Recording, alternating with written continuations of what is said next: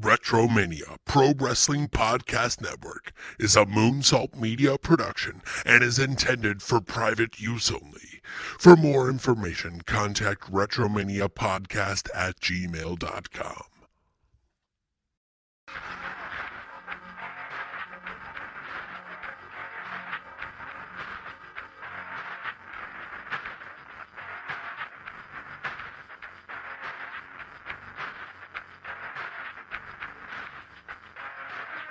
You've reached the home of evergreen pro wrestling content with the Retromania Pro Wrestling Podcast Network. This is Marking Out the Days Extreme Watch-Alongs.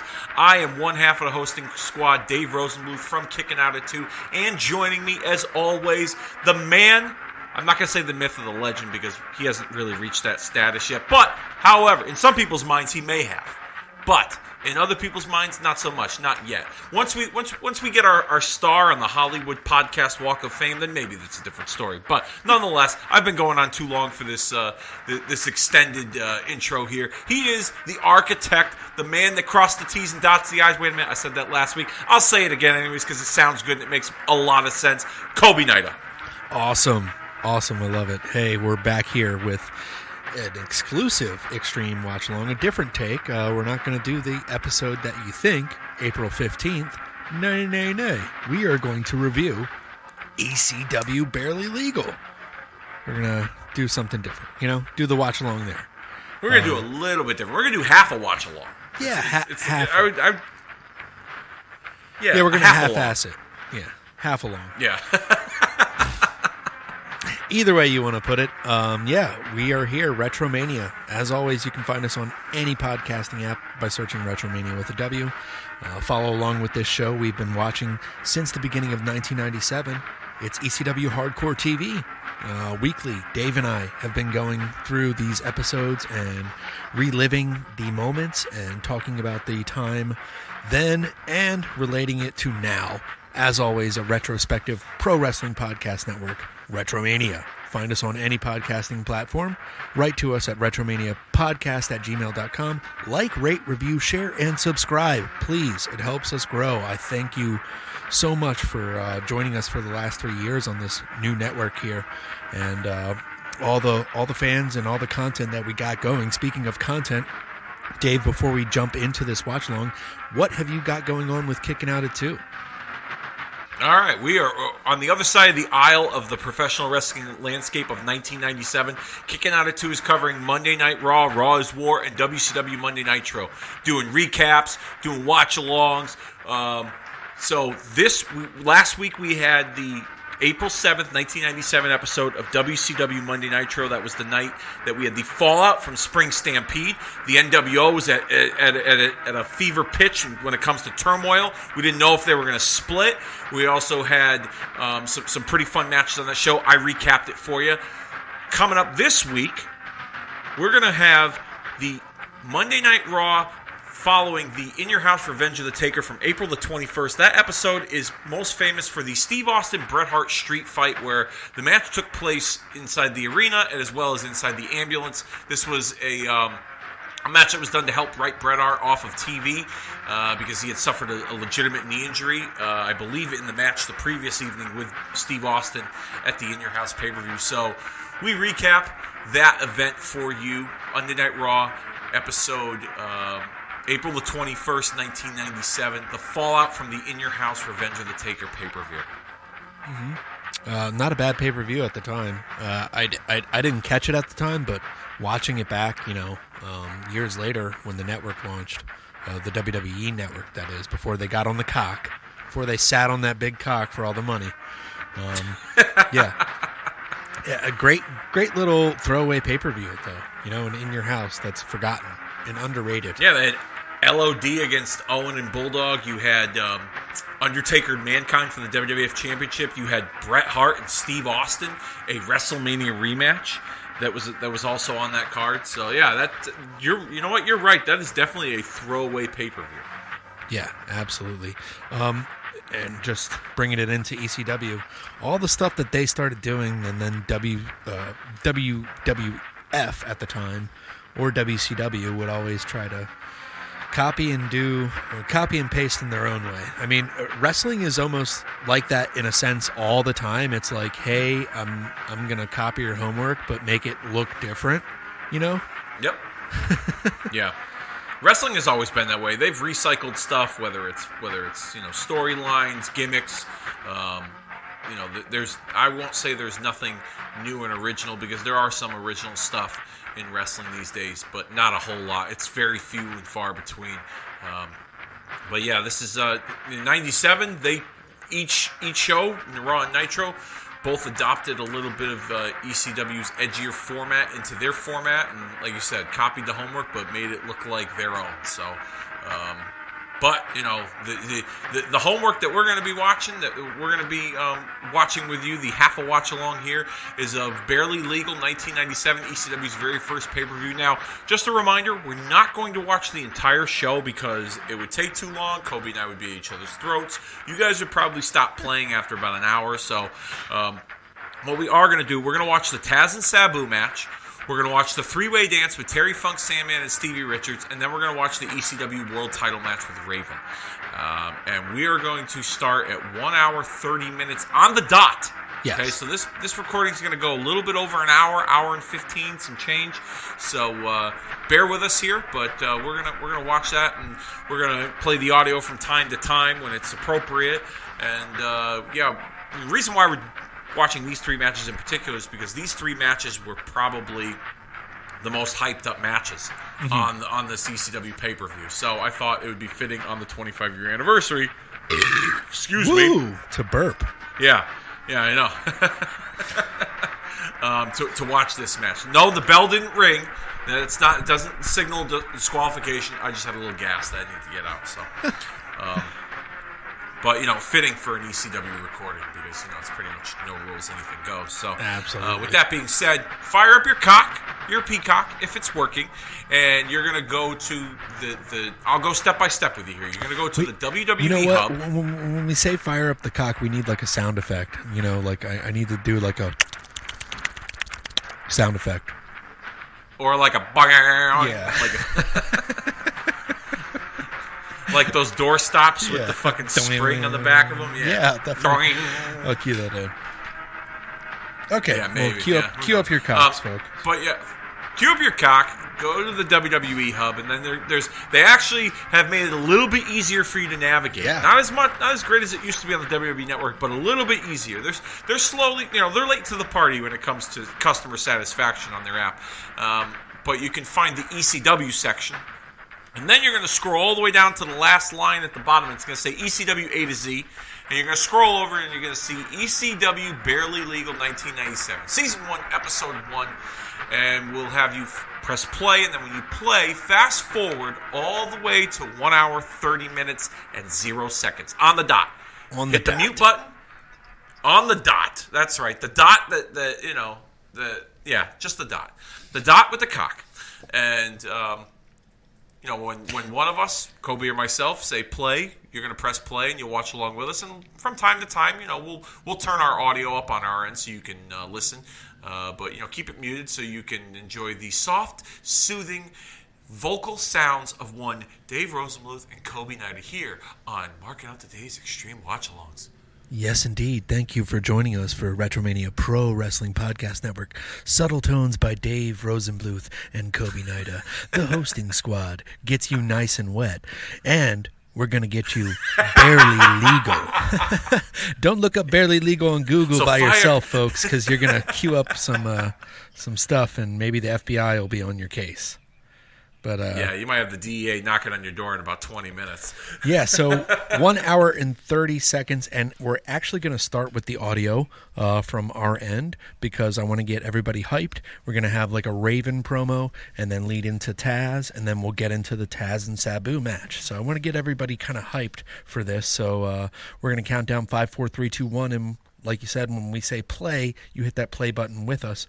You can listen along, watch along, join in the fun. But we're going to have the audio up for this little bit here. Okay? Dave, you ready?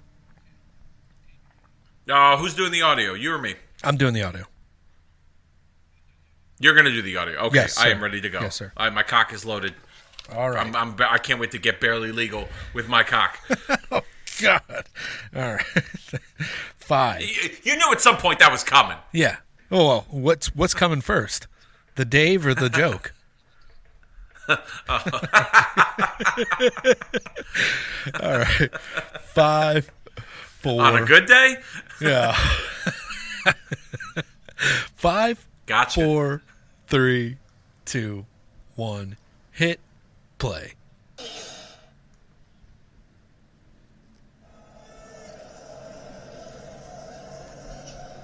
Tonight, an entire world is tuned in to see the greatest hardcore legend of all time defeat not only the Sandman, but Stevie Richards as well. So we can go on and face the greatest grappler of the modern era, the ECW World Heavyweight Champion, me. And 90% of those fans have tuned in to see a bitter shell of a has-been gain the most prized trophy in all the land. And those same people have come to cheer at his side as he vanquishes their hated nemesis. But 10% of those people have come to rage against the machine. Those 10% have come to scream at the sold-out corporate powers to be. Those 10% have come to raise their arms in a crucifix to symbolize that we are indeed martyrs for a dysfunctional society. And those 10% came to see me win. Quote the Raven, "Nevermore!" Sabu, the time for talking is done. I have waited my whole life for a match like this, for an opponent like you. I hate you, Sabu, and you hate me. I wouldn't want it any other way. You are gonna bring out the fire. You, in a few short moments, are going to go through hell. And I know you're gonna put me through hell too, and I love it. I have choked out every wrestler Bill Alfonso has put in front of me. Bam Bam Bigelow, history. Paul Varlin's Ultimate Street Fight, done. How about Too Cold Scorpio? He's up there in the big time. He's history. Put him out. How about Van Dam? Not a chance. How about Jericho? Every wrestler. Why? Why'd I choke them out? 1, because I can. 2, because I want to. And 3, because Fonzie put his money on it. Sabu, we're going into a war. I hope you're prepared, brother. Because Lord knows I am. And you know I am. And I know you fear me. And you should, Sabu. I'ma bust you up. I'ma bust you up so bad. I'm getting goosebumps, brother. I'm gonna take you out. I'm gonna hook my hold on you, and I'm gonna choke you out. I have no choice, Sabu. I'm going to choke you out. One more thing, Sabu. If I was you, I wouldn't be. All right. There we go. What do you think of that promo? Huh?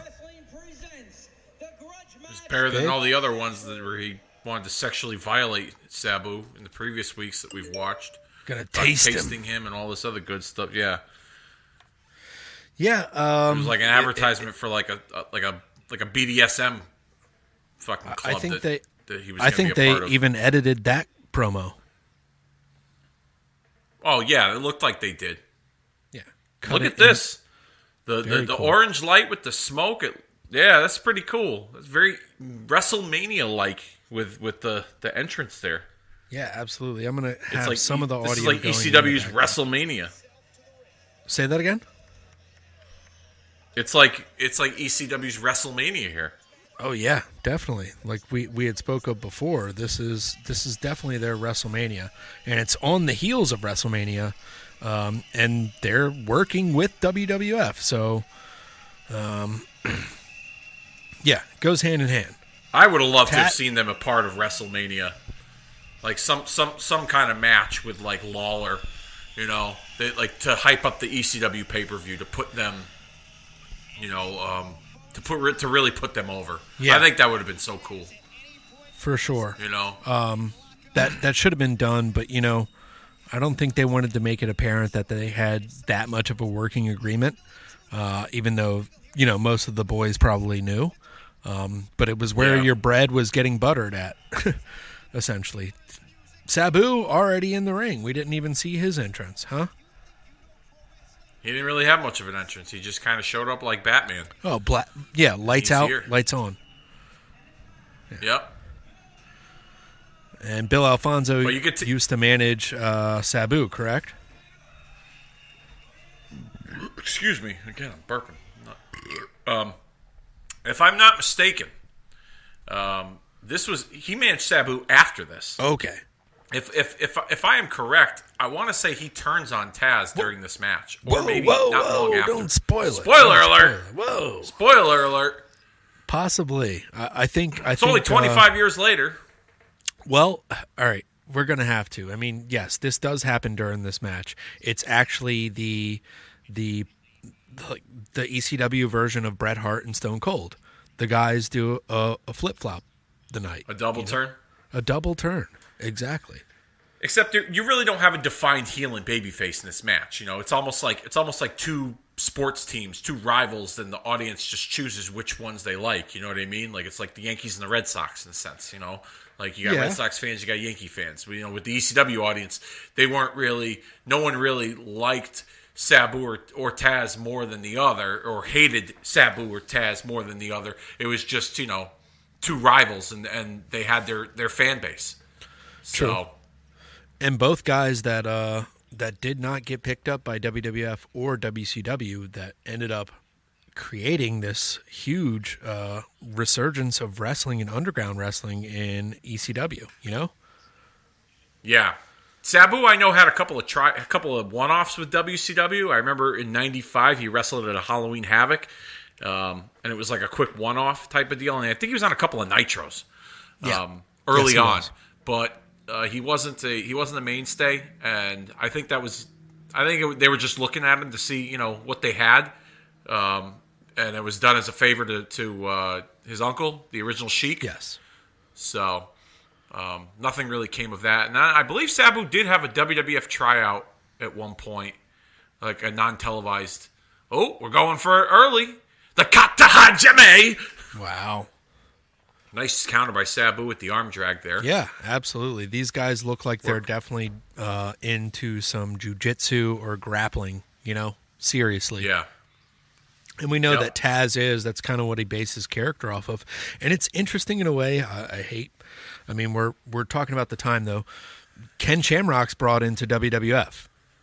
Yes. So they actually do a mock MMA match the week prior to this in WWF with Ken Shamrock. Yes, it was a no-holds-barred exhibition on Raw. Yeah.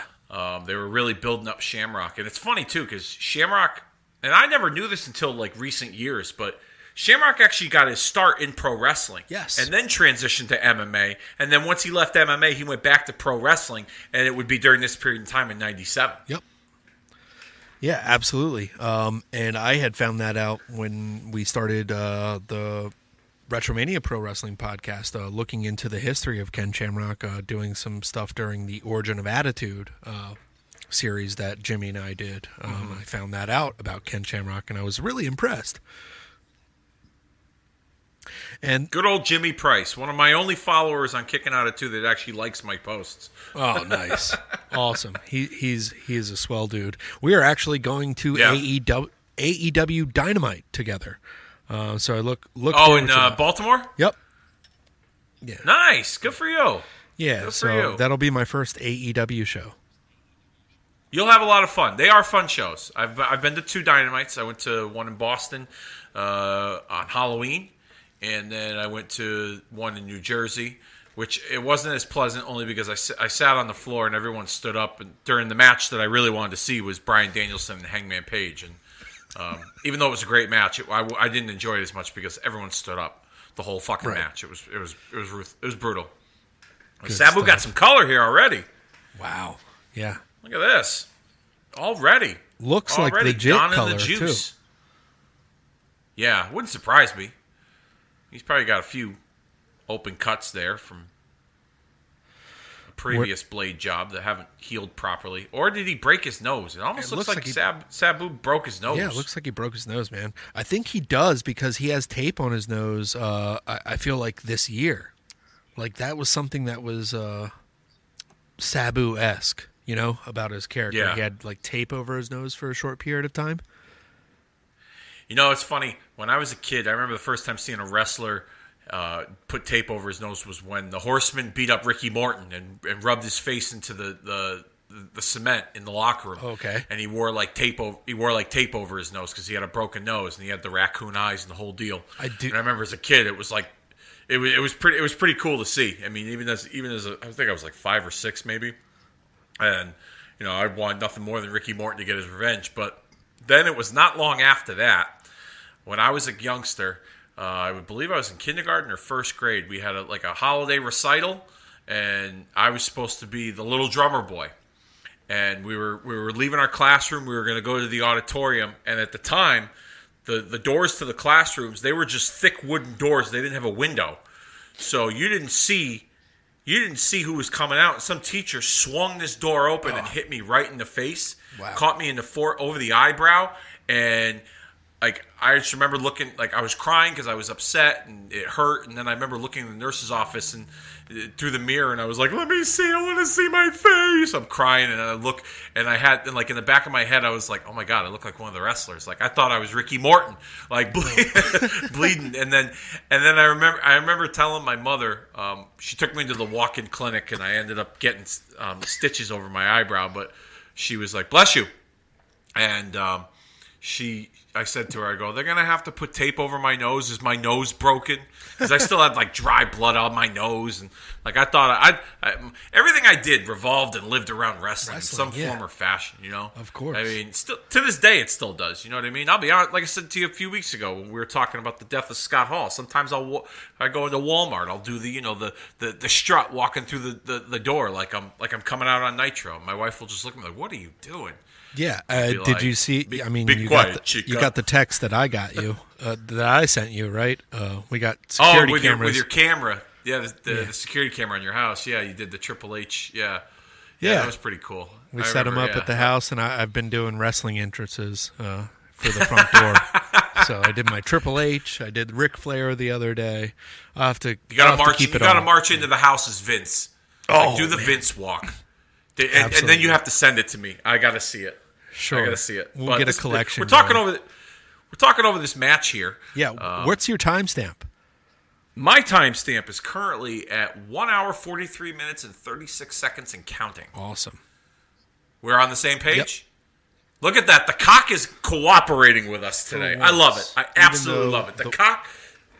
Yeah, the weather's bad here, so I've been getting shoddy signal. Plus, the peacock sucks in general. Yeah. Yeah, I had a meltdown during my WrestleMania 8 recording with Dennis. Oh, I heard it. I heard it. I remember listening back, and I was like, I listened back to it the other day in the car, and I was like, oh my goodness, what was I thinking? I sound like an animal. I sound like a murderer. Like if there was ever a story about me on Dateline, like they'll play that audio right away. Be like, the seeds were planted at the WrestleMania 8 watch along podcast with his friend Dennis. Then we'll do like a shadow vignette of me, and I'm like, I knew Dave Rosenbluth. from the podcast network. And it'll have a name that says, name, kept fake. Yeah, this individual wanted to keep his identity a secret. Absolutely. He used to get mad at me when I was late for recording. Right. I didn't think much of it in the beginning, but now that I look back on it, I realized there's something wrong with him. He is just not a nice guy. Screaming. Could you please rate, and subscribe to Retromania Pro Wrestling Podcast Network on Podbean?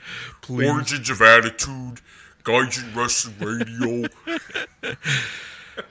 Good stuff. They cut you off mid sentence in the commercial break. We'll be right back. Yeah, I'm just trying to plug. I get up and clearly I'm out of the light and you see my face. Just I know, right? Whoops. Speaking of the light, the production values for this ECW pay-per-view, they definitely spent a few bucks because the lighting is professional and 10 times better than what you would originally see in the dingy, smoke-filled bingo hall in South Philadelphia. Looks like they even upgraded the ring. Like the buckles, the ropes look new. I guess they got that Vince. The canvas doesn't look like there's 10,000 cigarette burns in the fucking with duct tape over him and shit. Sandman hasn't made his appearance yet, so they got this new canvas. And the ring crew, the camera crew looks official because it's pay-per-view too. So I believe they used Request TV's camera crew. Okay. And a lot of that production came from Request TV. Okay. And if I'm not mistaken, I believe Paul Heyman once said on a documentary that they wanted to produce the Request TV suggested that they produce the entire pay-per-view. Interesting. And Paul Heyman told them, no, I have a producer, and we will not do the pay-per-view unless we do it. Use our producer, and he stuck with his guys, which was very loyal. Oh, good sir, I have a producer. His name is Hall Payman. Actually, it was Ron Buffone. Oh, okay. Was their producer? He was the guy that was largely in charge of editing and producing all the television shows. I always thought it was great. Like it was flash forward, hardcore wrestling. It was with the in between transitions of the cuts and stuff like that. Yeah. They had a lot of we talked about earlier the WWF and WCW adopting certain things from their programming. One of the things that I feel like WCW definitely adopted from ECW was some of those production little techniques with the quick cuts.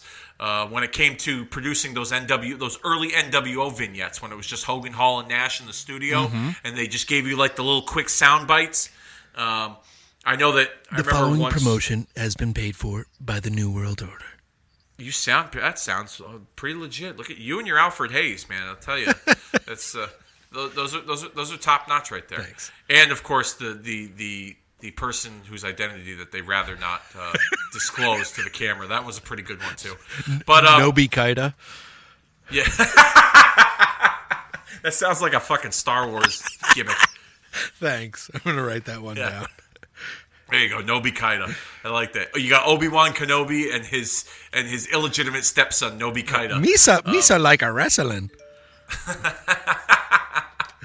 But this match is all over the place, which has been pretty good. It really replicates the build-up that these two just wanted to kill each other, and they did anything possible to do that. I like that. I like how they've really lived up to the hype so far in this match.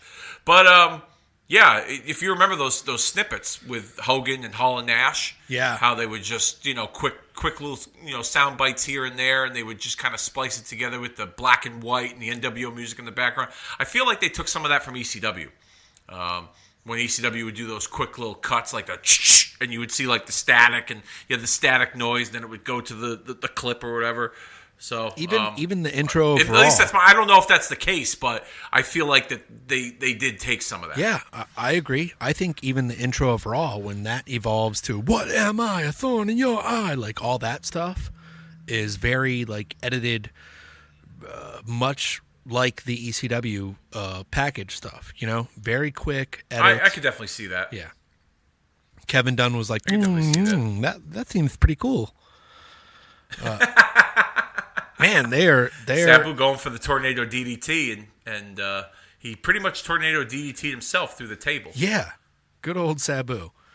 But this, like, I'm not taking that. Taz's like, I'm not taking that through the table. What are you out of your mind? I told you I was going to taste you, but I'm not going to taste the floor too.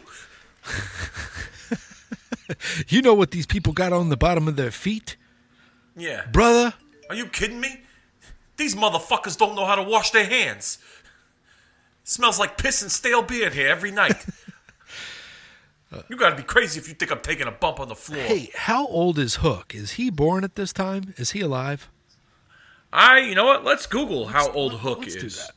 I'm gonna Google the internet real quickly here, and don't Google the whole internet because that could be hours. Oh yeah, that could be infinite. I want to say he's like in his early 20s, maybe. I could be wrong. I want to see if he's born at this time. Just curious. He was not born at this time. He was born May 4th, 1999, and his real name is Tyler Sinercha. Okay. Yeah. So Hook isn't even a thought in Taz's mind at this moment. Taz got that WWF contract. He said, "Look, we're gonna make it now. I'm getting paid. They're gonna put me. They're gonna book me to the top, brother. I'm gonna taste. I just choked out Kurt Angle at the Royal Rumble. So guess what, honey? Spread your legs, because now we're having a baby. I mean, that was a huge. Beat me if you can." That was a huge moment. But even Taz said he knew his career was over when he heard that pop, because that was like it was people already knew who he was. It was the Philadelphia crowd. That knew of him, and Vince didn't want any of that. They had a reputation for burying guys that they didn't create. Yeah, it was unfortunate. I feel like also too, if you look at the time that the roster at that time, they were so crowded. Yeah, like Taz was just gonna be lost in the. I mean, if you look in hindsight, you look back on it, 20 something years ago, I wished he definitely had a better run in the WWF. I wish he would have. But if you look at it now, that roster was loaded. What if Taz ran the cruiserweight division? You know what? That would have been an interesting take with his shoot fighting, presentation to it, where he was, he didn't do all the flips and the flops. He brought the technical wrestling aspect. Like if he was their Dean Malenko, for real. Like I could see him as like their Dean Malenko. Yeah. With other smaller guys, and he would oppose the high flyers of that division. Well, because when WWF brought in Dean Malenko and they made him the light heavyweight champion and tried to run that. Ooh, nice suplex. Wow, yeah, they tried to run that division. I think Dean Malenko had been over his prime at the time. He was still producing solid matches, but he wasn't the Dean Malenko of old. No. And it's unfortunate now because I just found out recently that Malenko, he works for AEW as a producer, as a coach behind the scenes. He's currently suffering from Parkinson's disease. Oh shit! Which I had no idea. And from what I gather, I think I heard this on Jericho's podcast. Jericho, when they cut Malenko, when WWE let him go, Jericho was one of the guys that pitched Malenko for a spot, behind the scenes with AEW. Wow. This is an interesting spot here. Sabu does the suplex. He mocks Taz. Taz no-sells it, of course. Now he's putting him in his own move. The Katahajime! Woo! What's your timestamp? My timestamp, am I behind you or in front of you? I am 1 hour, 53 minutes, and 50 seconds and counting. There we go. Are you? Oh, you're a little behind? It's my cock. My cock keeps falling down, man. Oh, I need to get that Blue Chew. Yeah. I'm serious. I think I'm onto something. If you can get like a technical, a software erectile dysfunction software, I'm telling you, we'd make millions of dollars. We'd make millions at $1 million.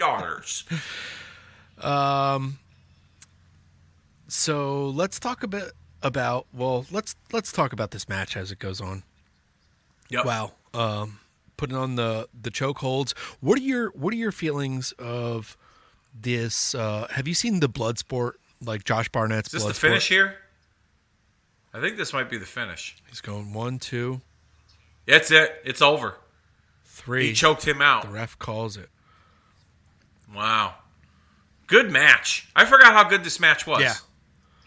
I forgot how good this match was. This is a good match. I love the realism of it. So this match basically influenced a lot of Taz was a big proprietor of the mixed martial arts, and that fusion that wrestling tried to do with it, with that surrealism, trying to make it seem real, like a work shoot. Almost where Ken Shamrock came from, where the Gracies came from, where Minoru Suzuki, pancrase wrestling, essentially. Yeah. What are your thoughts on the Bloodsport, like Josh Barnett's Bloodsport? Are you familiar with that? I've not seen it. I've seen pictures. Like, I know, like, like he's had. Oh wait, here's Taz on the mic. Why don't we play the audio? Yeah. Let me cue it up. Sorry. Yeah. No, that's all good.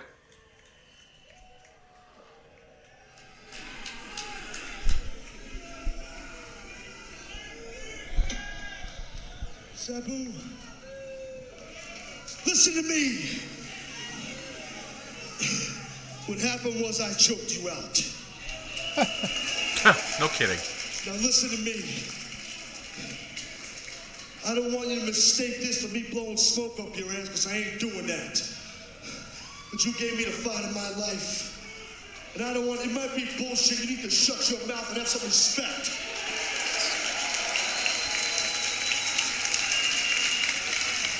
As I was saying, I don't want to sound corny, but you fought me to my line, at the end of my line, and I got a lot of respect for you. And it's hard for me to say that. But I'll tell you what, anytime you want a rematch with me, I would love the opportunity for you to take me to my limit. Now I want to shake your hand. All right. Showing sportsmanship on the part. Oh, there's my peacock. Loading it up. Oh, is it acting up? Wow, yep. Just paused right in the middle of what we were doing. Oh, there we go again. Thank you very much. Where are you at now? I'm at 1 hour, 57 minutes, and 20 seconds. Taz is a bigger man than we all thought he was. Woo. Okay, Taz shakes his hand. Sabu accepted his hand. All right, I'm going to turn this audio off because it is ruining the recording. All right. Where are you at, Dave? Where are you at now, Cope? Where are you at? I'm at 157.53. Okay. Jesus Christ. Thank you, Peacock, for not participating. Good stuff. Rob Van Dam coming down here. Yeah, you want to put the audio on if you want? Yeah, I mean, right now, from my end, we got RVD and Sabu double teaming on Taz and attacking him, while Fonzie is standing on the outside watching the whole thing happen. I don't know where you're at, Kobe, but for those of you that are watching along with us, listening, I'm at 158.30 almost. Yeah. Okay, I'm 158.35. There we go. So Same I here. think we're right. Yeah, we're right there. We're right there. Okay. All right. Another hiccup. Apologize for the technical. See, that's why we need to come up with an erectile dysfunction software program for these apps, especially Peacock. An ETIT. An ETIT. That sounds like a UTI. Yeah. We're just really we're some horrible people. Oh, look at this. Sabu just tried to jump, and then he lost his balance. Now he's going to go on the chair again, and then Jesus Christ. Through the table. Wow. Taz took the bump on the floor. Even though there might be urine on the floor, he took the bump. and we see all of Team Taz surrounding the ring, or on one side of the ring. RVD soaking in the adulation. Sabu has now locked Taz in the Taz mission, the Katahajime, on the floor, as Fonzie is just watching on. Is this part of the turn? What do we got here? Looks like it. Did he officially turn? I don't get it. Let me play the audio. I'll play the audio on my end. How about that? Yes, please. Taz won this matchup. He won it clean with the Katahajime, extended a hand to Sabu, and that's what he gets.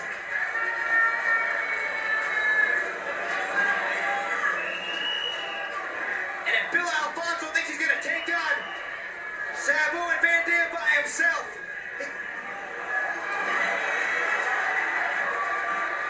how is Fonzie doing? That's right, he's Team Taz through and through. Or is he? He's about to get the beating of his life at the hands of Sabu and Rob Van Dam. Fonzie, don't do it. You may be better off just get the hell out of there. Regroup and fight another. That was the thing at the time, too. Taking off the shirt to reveal that you were with another crew. The NWO stuff. Yeah, that was total NWO ripoff. That's one thing ECW definitely adopted, was they took that from the NWO. You either took a shirt off to reveal you had an NWO shirt, or you put an NWO shirt on to reveal you were part of the NWO. That was the thing. Yeah. So this is the official turn here, as Sabu now has a manager in Bill Alfonso, and Rob Van Dam is his associate, if you will. Timestamp for me on my end is 2 hours, 1 minute, and 26 seconds. Same here. For now. All right, look at that. We're on the same page. Yeah. Oh, damn. You saw that chair flying in there? Holy cow. Was that a fan or was that Taz? I think that might have been a Wild fan.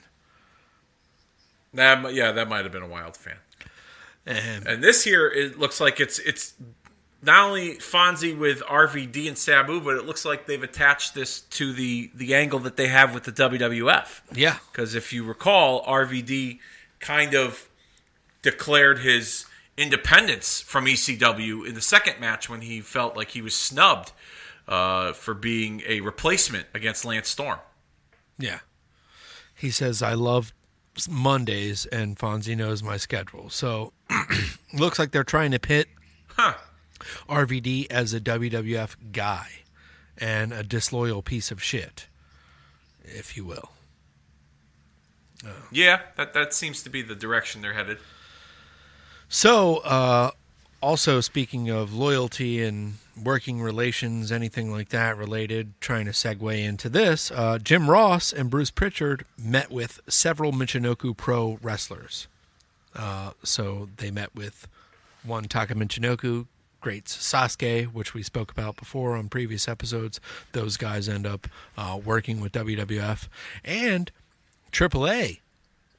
So they end up getting a working agreement with AAA, and that lasts until like 1999 or so, where they have like a AAA show that most people have never seen. Yeah, the AAA relationship kind of started around Royal Rumble time of this year, where they had some of those wrestlers, the AAA wrestlers, in the Royal Rumble match. They were in Texas. They were trying to get that audience, as well as establish that working relationship. And from time to time, they would use some AAA wrestlers. I believe they had like a show called Los Super Astros. See, it was like a Spanish. Yep. See, good segue. That they had used from time to time when they taped, like, before Raw or matches in between. So yeah, they for a while, but they didn't use after '97. I feel like they didn't use maybe even in the early parts of '98. They didn't use a lot of the Mexican wrestlers. It was very sparingly. They were it wasn't featured on their programming. Let's just put it that way. Ese Rios. Oh, that's right. I forgot. He was once Aguila. Yes. Who wrestled Taka at WrestleMania 14 in Boston. Yep. Just not long out, about a year after this. I should say. and then he was S.A. Rios with Lita at first, and Lita came out with him before the Hardy Boys. That's right. That is correct. Yep. He was the WWF Light Heavyweight Champion, if I'm not mistaken. Yes. Yep. All right, Tommy Dreamer coming out with Beulah. I believe they're still married, real life. Got a couple of kids together, Yeah, good for them. if I'm not mistaken. I'm sure Tommy Dreamer did a lot of the breastfeeding. He probably still does now. I'm kidding. No, he probably still does now. Yeah, not good to body shame people. All right, anyhow, moving on. What's your timestamp? Because my cock is all miscued again. I'm 2 hours, 5 minutes, and 18 seconds. All right, great. Hopefully, oh my God. This is the It's pre-match. interesting. We're doing a watch along of ECW's Barely Legal, and if you remember the story, the pay-per-view ended, and then like 10 seconds later, the power went out in the building. Oh wow. So they barely put their pay-per-view on TV. Okay? Right. And then we, on the other hand, are doing this 25 years later, and Colby's cock is just not working today. No, there's a storm outside. It's rainy over here, and getting shoddy service. That's all, I guess. Well, maybe you need to fire the hamster that's on the wheel and get a new one. Yeah, something like that. As we see, I don't know what you're watching, but we got BWO in the ring. Yeah, it seems like a lot of members mimicking Dennis Rodman and Six Pac, but he's 7'11". Yep. That is that. Do you know who that is? Who are these guys? That is who are the extras? Well, I don't know who the guy mimicking Rodman is, but the guy with the camcorder is Rob Feinstein. Oh, of RF Video. Okay. Rob did the fan cams for ECW for years. Yeah, he worked behind the scenes for them, and he used to sell the ECW pay-per-views on DVD, and he was able to do that because the fan cam stuff was his footage.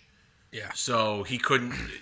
It wasn't a part of the deal that when Vince acquired the copyrights and the trademarks and everything else when it came to ECW. But yeah, Rob Feinstein of RF Video fame. I don't know if some of you are aware of RF Video, but it was pretty much the first of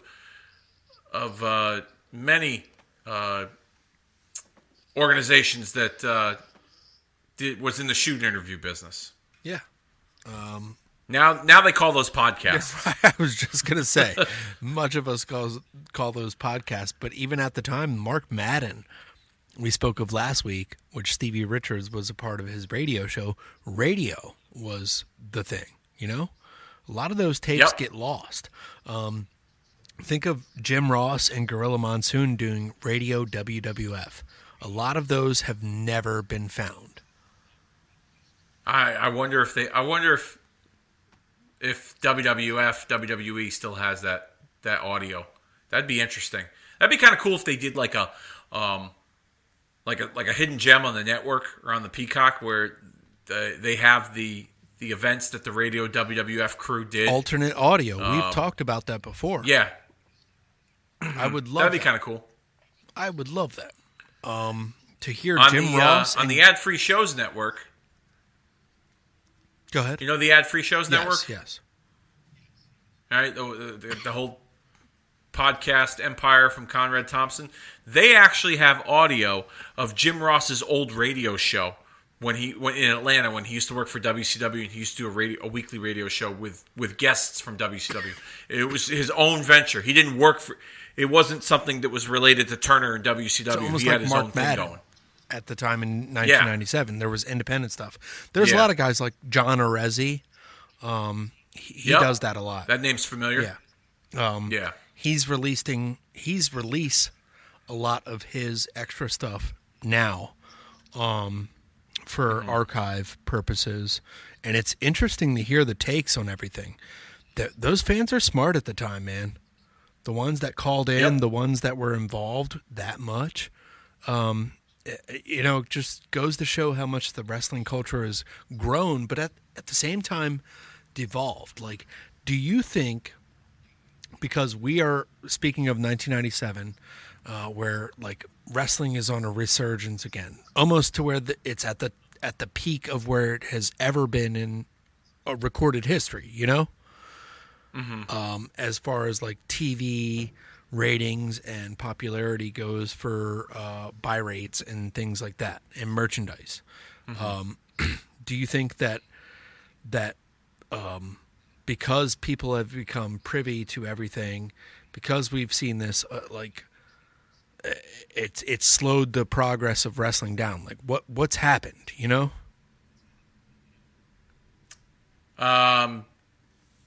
Can you rephrase that question? I'm trying to understand what you like. What do you think? What's the question exactly? I'm a little confused. Sorry. So no, that's okay. That's all right. Our take on wrestling, as far as like being marks and insight to everything. Do you think that changed because of all of this? Right, 1997. I think it. I mean, I think the internet and the access to information, ruined the way we view wrestling. Yeah, for sure. Yeah. I definitely think it's ruined the way we view wrestling. It's still to this day. I mean, perfect example. Cody Rhodes. Well, not that, because that wasn't bad. Like, that's the outcome everybody wanted, or at least the majority of the fans wanted, was for him to appear at WrestleMania and be Seth Rollins' mystery partner. But the minute everyone heard that Pat McAfee was wrestling and it was rumored to be Vince McMahon, everybody was outraged as if it was fact. And then it turns out he wrestled Austin Theory. Yeah. And that was the advertised match. Granted, we saw him and McMahon have a little mini match at the end of that at the end of that segment, but still, most wrestling fans, I think they take everything that they see on the internet as fact. And they run with it, and it becomes.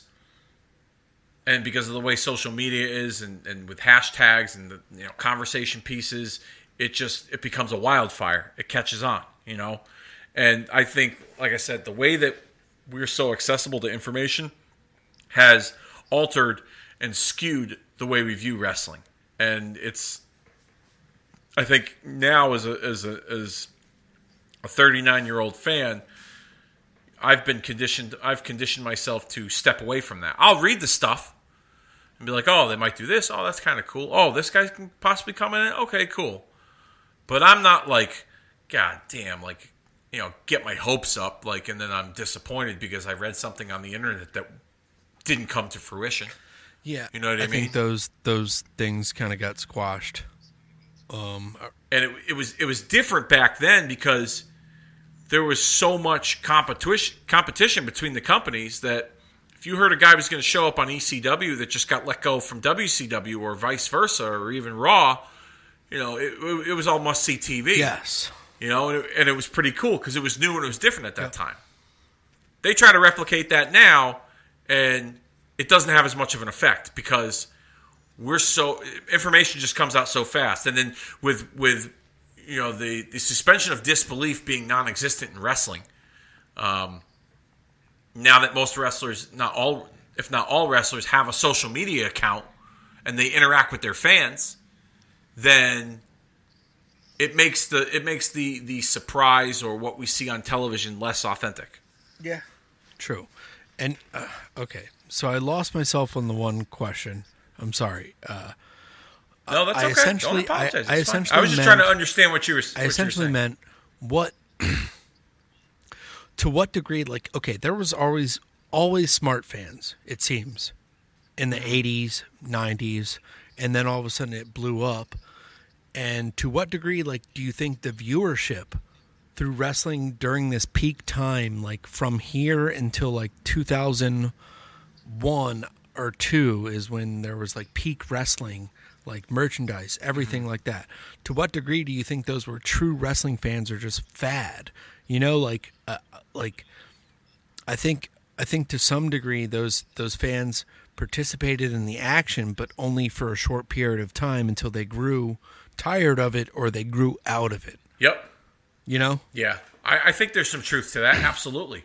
I think there are fans that, I mean, I know lots of people that, you know, that when they become aware that I'm a wrestling fan or that I do a podcast on you know, nostalgic wrestling, you know, they'll be like, oh, what do you talk about? And I'm like, oh, I'll talk about stuff from, you know, 80s, 90s, you know, early 2000s. And they'd be like, yeah, I stopped watching wrestling after so-and-so left, or after, you know, it just became too fake, or it became, you know, too much of a soap opera, or, you know, or the guys aren't as good as what they used to be, you know. Like, I work in a prison, you know, full disclosure, and, you know, sometimes I'll put the TV on in the day room when the inmates are out for their recreation, and we only get like 4 channels. We get like the basic cable. Like, there's only like 3 or 4 channels, and one of them is Fox because it's local.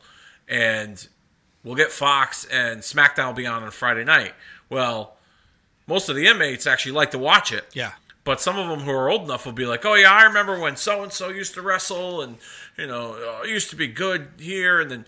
But because there's only 4 channels, they'll watch it again because that's all they really have to watch on TV. Right. Because they don't have, like, you know, cable and all the other stuff. So it's interesting. I think there's a good majority of fans that watched, that participated, that were fans during a really hot period, and when it started to die down, when things were, you know, when it peaked.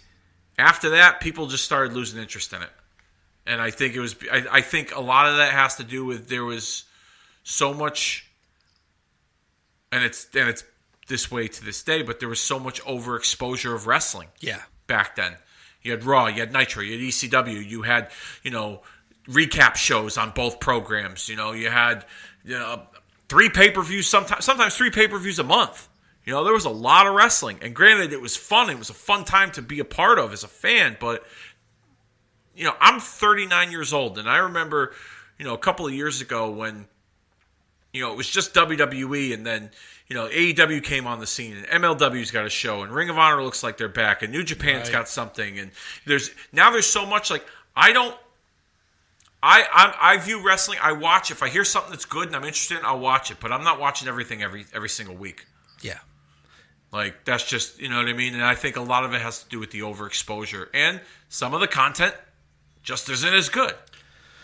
Yeah, I mean, I do my due diligence of trying to keep up. And then, I mean, I'm a new father, so I'm like, I'll put that on the background for downtime. But it's also, it seems like that's the only thing I digest as far as like television, besides whatever my significant other wants to watch, or if I try to put on like comedy or you know, like some old classics, trying to, like, you know, just dumb down and not pay attention to something. Yeah.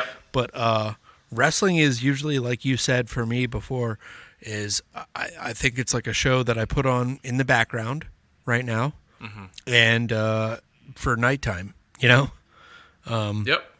Otherwise, if I want to see something, I'll go out of my way to watch it, and I'll focus on really much that, you know, like that's it. Yep. That's kind of how I am. I'm fast forwarding through a fair amount of stuff on all the shows. You know, if there's somebody I particularly like to watch, you know, on WWE, I usually don't fast forward through anything that's like Roman Reigns related, because I've really enjoyed his character. But you know, now that Cody Rhodes is a part of the program, I've been a little more focused on seeing his stuff, as we see Terry Funk delivering a moonsault off the top of a ladder to Stevie Richards. What's your timestamp here? I am currently at 2 hours, 19 minutes, and 7 seconds and counting. Awesome. So we have about another, I'd say about 20 minutes or so, 22 minutes left of this. of this broadcast This here. atrocity. But yeah, this is just a train wreck. I mean, and that's what you would expect. That's what ECW was at times. But it was. Looking back on it after we've been watching a lot of these episodes, it's a well-told story of three guys that all each have a beef with Raven going for a shot at the title. Absolutely. Which I think it's pretty good. Terry Funk is the old man. Give me one more try. I'm going to say we did it for us. Like the fighting working man, like the hard grizzled veteran. And then Stevie Richards, who was a protege of Raven's in a way. Yes. And then he was his lackey. He wants to be his own man. And then Sandman, who's former champion and has been the heart and soul of ECW until Raven arrived. And Raven is this new dark heart, this new dark soul of the grunge era of ECW. And it's personal because Raven took Sandman's wife and kid and they left him. Yeah. So there's three different stories that, three different paths that each of these guys have been on heading towards the title that all intersect to Raven, in some form or fashion. It's pretty cool. It makes sense. Does it make sense booking-wise for you that they did the match right before the main event, or should they have done it earlier? It makes sense with who came out the winner from this match. Yes. Because they were really trying to... They were really trying to pile on the underdog grizzled vet story with Terry Funk. And Terry Funk, spoiler alert, would eventually win this match. And then he immediately, gets a match with Raven for the title. It really piles on, does, the theory of, can Funk win the big one? He just outlasted these two young guns. And now he's got to go up against Raven immediately following this war. I mean, and it also... adds a level of vulnerability to Funk even more, and it makes Raven this bigger asshole that he's going to even defend the title against the guy who just got the shit kicked out of him by two other dudes 15 minutes prior. So because of the outcome with Funk, it makes sense. Now, if they were to have booked this differently, well, actually no, they still could have done these two, any one of these three, winning this match and then facing Raven immediately because Raven's the heel. Yeah. Raven's the heel. He wants the advantage. He wants to have the like I remember a couple years ago, as we see Terry Funk with the infamous ladder spot. Where you at? I'm time wise. I am at 2:22:32 now. Okay. Oh, he is wailing on him. If you remember a few years ago when they did when WWE did the Triple H Daniel Bryan match at WrestleMania, that was the first official match on the card. But the commentators made a mention of it that Triple H, who was the quote unquote boss on TV, set this match up to go on first because if he won, he would have time to rest before he was involved in the main event for the title. So it was a very interesting heel move in that direction to go, but at the same time, for both of them, it's also very interesting for both. These. Yeah, for both these scenarios. So Stevie Richards, could you have seen Stevie Richards in WWF? Obviously not. As a cruiserweight. As a cruiserweight. Yeah, cruiserweight? Yeah. Okay. Yeah, lightweight, cruiserweight, yeah. Would he have been the next Shawn Michaels? Nah, I don't know. They tried. They tried it with him when they brought him in 99, I think. Oh, boy. They brought him in 99, if I'm not mistaken. Him and Blue Meanie, when they were kind of paired up with Al Snow for a little bit. I don't know if you remember that stuff. It was very brief. But they took him off TV for a while, and then he was doing imitation characters. And then that's when they brought the right to censor in a few months later. Yeah, I'm not sure what it was. Maybe backstage stuff, or did we see a double pin going on? Wow. That's nice. I don't know what it was with Stevie Richards, but I think he had the talent, and he had kind of a look. He looks like a mix between Dave Grohl and the drummer of Dave Grohl's band, who just died. He kind of looks like a mix between those dudes, like that grunge look, you know? Yeah, but with the booty shorts? Yeah. That was the only thing that kind of set him off. But he needed to get attention otherwise because work rate at the time. He looked like, you know what he looked like? He looked like if one of the Nitro girls was trans. You mean Transadelphia? Or Transylvania? Yeah, Transylvania. Yeah. You remember the secret Nitro girl. Yeah. Mm-hmm. The Nitro girl that always stayed in the back of the group that wasn't... Right. Oh, that was awful. Wow. Yeah, but... Just a car wreck we're seeing here. Pretty These bad. three. Pretty bad. Yep. Let's go through some of the matches that happened earlier in the night. Roger that. Let's do it. Dudley Boys versus the Eliminators. ECW tag titles. For like the 50th time. Yep. Saturn hits a double jump moonsault on Bubba, and Kronos hit a 450 splash on Devon. Bubba then eats a total elimination for the win. Crowd expected the quick title change. Eliminators won. You didn't do it justice. What? You didn't do it justice when you just recapped it. It's supposed to be total elimination. Yeah, you're right. Sorry. It was good. Fuck you it was good. It was a good match. I watched it earlier, so. Yep. Not a bad match. Not a good way to open up the show. Then we get Lance Storm versus Rob Van Dam. Have you seen this one? Yeah, I have. I've seen this event before. Yeah, that wasn't a bad match either. The post-match promo with RVD, sharing his displeasure of being, relegated as a substitute. I thought that was pretty good. Yeah. Overall, it was definitely a good match. Rob Van Dam picking up the victory over Lance Storm and his rat tail. That's right. He made sure he went over on both. Yeah. Then we get Great Sasuke, Gran Hamada, and Matsuoto Yoshihachi versus Terry Boy, Dick Togo, and Taka Michinoku. Dick to go. Yeah. That was a fun match. Was okay. Yeah. Sasuke hit Tiger. It was what you expected. Yeah. Sasuke hits a Tiger suplex on Taka for the win. Yeah. I mean, like you said, it was what it was. As we get some assistance here in the match with Sandman and Terry Funk kind of working together on Stevie for a triple threat. Then we get Shane Douglas and Pitbull 2 for the ECW TV title. That's where we see Brian Lee and Rick Rude showing up at the end. And Douglas wins with the belly to belly. They've had this match over and over again, and the blow off was just terrible.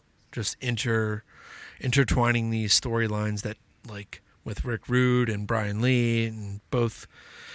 I mean, Brian Lee was injured, so he couldn't do much. So he did a choke slam, and Rick Rude just looked haggard. Like, he looked bad, man. Like, he takes off his coat and he's got a tank top and he looks like rail thin. Yeah. Not good. Any thoughts on that? No, I mean, the post-match angle was decent. Oh, Jesus. Whew. I'm watching here. The ladder went flying into the crowd. Yeah. Sandman did another one of those spots there. But, what was I going to say? The post-match with Rude, I mean, it got a good reaction. Then Brian Lee came out with the mask and Rick Rude's, the whole swerve. It wasn't bad, but, looking back on it, what did it lead to? It didn't lead to any type of match. No. What was the blow-off? What was the payoff there? So. Yeah. We see Terry Funk and Sandman teaming up again during this match, and it's interesting. It's a triple threat. Yeah, I mean, these types of matches, you'll eventually get to that point where the guys will work with each other. What's this? Is that a kick out? That was a weird pin. Yeah, they'll eventually work with each other. Get rid of one common enemy to fight each other. At the end, that seems to be par for the course in most of these type of matches. But this is an elimination, I believe. It's a three-way dance, right? Yes, but it's different for the time because we haven't been introduced to this normally in wrestling. This is why I asked you last week about multiple man matches and how you feel. This is like kind of the first inception of it, Well, I mean, they did ECW was the originator of the three-way dances with, Funk and Douglas and Sabu, I believe. That's the most infamous one, right? The one that really put them on the map. Those three ways, right? And I like the elimination factor. I don't like the sudden death, first pinfall gets the win. It works in certain cases, but in other cases it doesn't. I do like the elimination factor. You don't see that enough, but I think for booking purposes, they do the sudden death, first fall to a finish because they sometimes these guys will book themselves into a corner here where they're trying to establish different guys, and they don't want to upset the apple cart, if you will, with some of these guys, so they have no choice but to do the sudden death aspect of it. Yeah, and WCW had tried to introduce it in 1995 with Macho Man, Lex Luger, Ric Flair, or who was that? It was a three-way, correct? I think it was Macho Man, Luger, and Sting, and the winner faced Flair. There you go. It was at a Starrcade, right? So, yeah, essentially like this. Yeah. And that was 2 years prior. But it had been done before in this promotion. It had been done before in other promotions. It was actually the first time that All Japan introduced it since, 1974, since having a Texas Death Match as their first gimmick match. All Japan introduces a triangle match between Toshiaki Kawada, Kenta Kobashi, and Mitsuhara Misawa after a reception from this. So, three-ways are big at the time. Do you think WrestleMania 13 could have been better as a fatal four-way? Or a triple threat? Well, with Bret, Austin, Undertaker, and Sid? Yeah. Well, they already did the four-way the month before. I know. Look at that gash on Terry's side from the barbed wire. Holy crap, sorry. Oh, God, yeah. That looks gnarly. These guys are killing each other. It would have been kind of cool if we saw Bret, Austin, and Shawn. Yes. I think that would have been cool. Is this the finish here? Funk with the moonsault? Wow. Is he going to get the cover? He might. Wow, yeah. He does. And then just Raven shows up right there with that fresh belt, like you said. Yeah, fresh as monkey's breath right there. Yep. And if I'm not mistaken, I believe you've seen Beyond the Mat before, right? Yeah, the movie? Yeah. Yeah, they had cameras backstage for this event, and there was a timing issue where they were short on time, so they had Raven run out there, and they really only had a couple of minutes with these two. This match wasn't very long. It was maybe about 5 or 6 minutes. Yeah, you're absolutely right. They were working with time constraints. So much stuff had changed at the time. It's just ECW coming to realize that if you want to be a big promotion, you want to be on this big level, you're going to deal with a lot of stuff changing at the last minute, and especially with a squad that you trust and you love, but are these guys going to make it on TV, and for a promotion that puts a lot of money behind people and merchandising? Yeah, I mean, this is also the first time too that they're on pay-per-view, so you had to figure that there'd be some issues. But is Funk bleeding? Yeah, we got Funk. Funk's got a gusher over the forehead Funk now. bladed and bleeding, and he's squeezing the blood out more. We see him trying to squeeze it out. Funk's selling this really well. Yeah, he's got a gusher there. That's for sure. Raven doing his awesome pose in the corner. Is this a doctor? Someone in there? I bet you. See, ECW normally didn't do anything like this. If a guy bled, they bled. But this here, they got somebody coming in the ring. Which makes no sense booking-wise, right? I mean, no, not necessarily, but the week prior, get a fucking chair, a CTE like match off between, between two wrestlers, like hitting each other in the head with chairs over and over again, blading, and then all of a sudden this, and it's like it wouldn't surprise me if because the company had such restrictions from pay-per-view from the pay-per-view provider. If they did that so that they could appease the pay-per-view provider. Like, oh, hey, the guy bled, but we had our doctor there at ringside to make sure that, he was good to go. Because they had him hold up the fingers. But at the same time, I think what they were trying to illustrate there, that the point being Old Yeller's almost dead. That, like, can the old guy still go? And that's why they put the doctor in the ring, to kind of add more drama to the thing. And he refuses, like he's back in there again right now. Right. He's trying to bandage him up. Which, yeah. I mean, I can agree to an extent, but it's like, man, we've seen people blade and people do so much stuff on ECW. It's, okay, let's think about this too. We watched the recent most WrestleMania where Stone Cold went against Kevin Owens. And do you know that they did the first table spot on that show? So nobody else went through a table. Nobody else bladed. Nobody else did anything because nobody does the blading in WWE anymore anyhow. But that was the first table spot throughout the whole show. AEW as opposed to ECW and like, I mean, compared to ECW and like a lot of these other promotions now, they go through a table every match. Everybody blades here and there, and it's like, it means nothing. It's important to keep that stuff at bay. And look, that's why the referee, that's why that's important that guy is going to try to call this match, Mm-hmm. Yeah, we just saw Raven. Raven knocked the doctor down, so he wants the match to continue. He's like, fuck that. We're continuing going. And it looks like Raven has his own flock already here. Yeah, it's like a bunch of randoms. I have no fucking clue who these people are. But building like Raven's flock.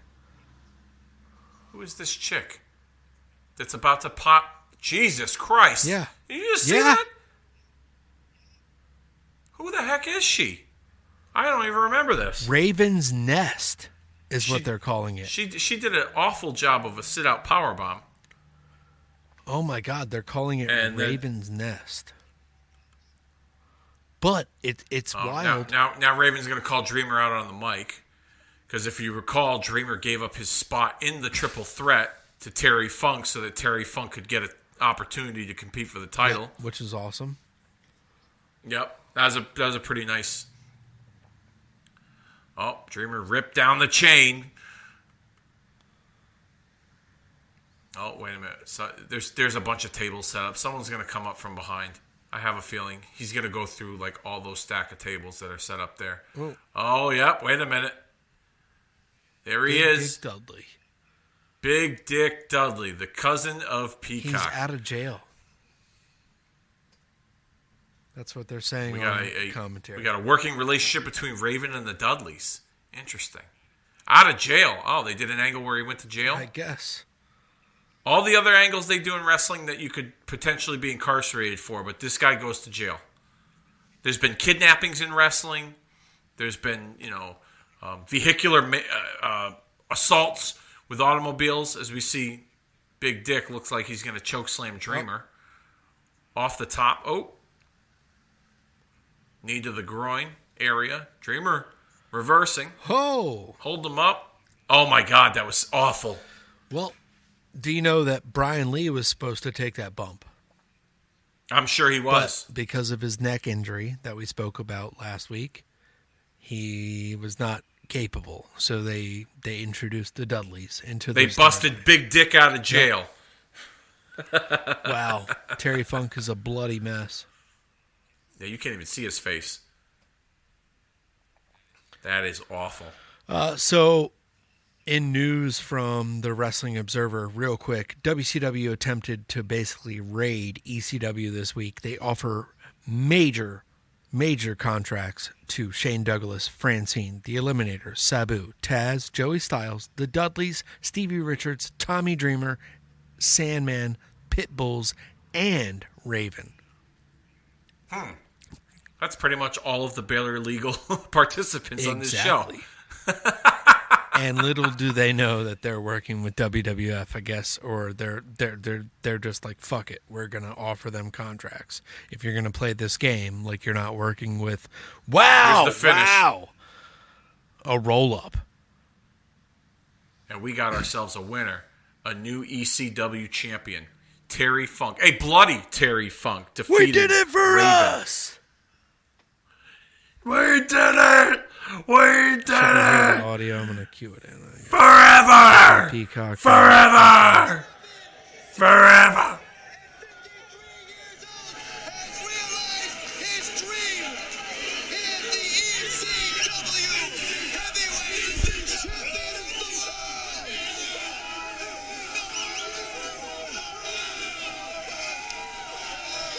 Tommy Dreamer just cucking it for Terry.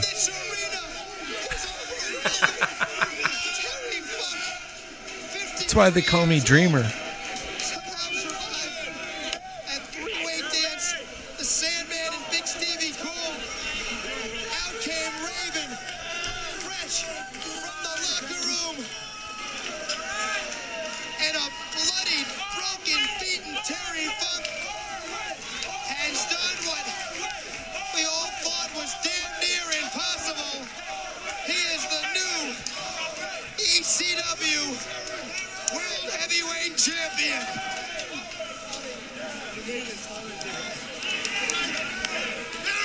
ECW's next pay-per-view will be on Sunday night, August 17th. Until then, oh my God! Wow. All right, that was it. That is it. That was a lot of fun. Yeah, a lot of fun. I like the Glad we got to do that one. I like the build up to everything. It worked out, and like we were speaking of, WCW tries to raid ECW, offering all those guys contracts, and Raven gets a huge offer, 6 figures, 3 years, to come to WCW. Yeah, he would take that deal just a couple of months later. Saturn would eventually jump. Stevie Richards would jump. I think those were the 3 that went over, and everybody else stayed. If I'm not mistaken, I think everyone else that were offered a deal stayed. But there was, like I said, there was the rumors of the Mole. That was Todd Gordon. I believe a couple other guys were involved in that as well. Terry Taylor on WCW's end. I believe Bill Alfonso too. I think Fonzie almost lost his job because of it, and that produced the infamous male versus female intergender match with Beulah that turned into a bloodbath, which I'm sure we'll watch at some point on later episodes of Marking Out the Days Extreme Watch Logs. But Cobe, this has been a pleasure, man. Thank you. Yeah, absolutely. You want to hear some last minute news? Yeah, why not? Why don't we shut it down with some All right, news? so Louis Spicolli has been on the house show circuit with ECW, holding up the NWO click sign. That's right, because he was also part of the NWO at some point. Well, he leaves to go to WCW. He's one of those guys that gets a contract. So that's interesting there. Also, Ken Shamrock cuts a promo on Raw challenging Mike Tyson. I do remember that. So they were booking. I do remember They were trying that. to loosely book that. Weird, you know? I mean, Tyson was very popular when it came to the controversial things he would do, and later this year he would have that fight with Evander Holyfield where he bit Holyfield's ear. I believe it was in the summer. I want to say June of '97, late June or early July. I'm not mistaken. So they were attaching themselves to just about anything that mainstream media, sports world, pop culture was getting their hands on. So that doesn't surprise me in the least bit. Sometimes they would just grab and see what was, see who would bite. You know what I mean? Yeah, but that could have been a big match, and something that they would have booked. For a WrestleMania like a celebrity / inter sports match, sports entertainment, pal. That's good shit, pal. Last little bit and rumor from the Observer from this time in 1997. King of the Ring finals are rumored to be The Undertaker and Ahmed Johnson. I think that's where they were possibly planning Ahmed Johnson to turn to go to the Nation and then, go heel against The Undertaker and be a top star challenging for that title. Seems the direction that they would go. Yeah. I mean... But yeah. Thoughts? No. Didn't really care for it then. Okay. No. I mean, I put more of my focus and attention on, the Hart Foundation angle. This was right around the time where I started to really pay more attention to Raw. I was still hooked on Nitro because the NWO story was still good, but I flip-flopped and channel surfed a lot more during this time period. This was probably my peak of when I would flip back and forth. This 97 and 98 were the 2 years where I really went back and forth about what I was watching on Monday nights. Okay. Yeah. Not because of Ahmed Johnson by any stretch of the imagination. Last little bit, the reason the Dudleys and the tag match with the Eliminators was so short is because Bubba Ray Dudley had an ankle injury. So I remember hearing that. I do remember hearing that. That doesn't surprise me. I do remember hearing that. Yeah, so that's it. Long episode, but we did it. We crushed it. It's ECW Barely Legal Review, the week of April 15th, 1997, taking over that episode. You and I did our justice for marking out the day's Extreme Watch-Alongs. Thank you again, Dave. Sign us off. Let us know where we can find you, and we will get out of here. Next week, we'll be back to our regularly scheduled programming covering the April 22nd, 1997 edition of Hardcore TV from ECW. So be on the lookout for that in the streams, as well as Kicking Out at 2. We have the Monday Night Raw episode of when Steve Austin and Bret Hart wrestled in that street fight. Bret Hart suffered a leg injury. That's from April the 21st, 1997. You can find Kicking Out at 2 by searching Retromania with a W on any podcasting platform available. All the great shows that we have that have been a part of the Retromania Pro Wrestling Podcast Network. So find those shows on any of those podcasting streams that I had mentioned. And that is that. And on that note, it is time that we end this. We put this down for the... wrong show again. Once again, you got to stop having me lead and exit with plugging my show, for Christ's sakes. I mean, why would you do such a thing, for fuck's sake? But anyhow, deserve it. You deserve fight forever. You fucking Shield idiots. Anyways, promo forever. Yeah. Plug your shit. Something. Yeah. But anyways, we're gonna get up on out of here, and we'll see everybody next week. All right, see you, man.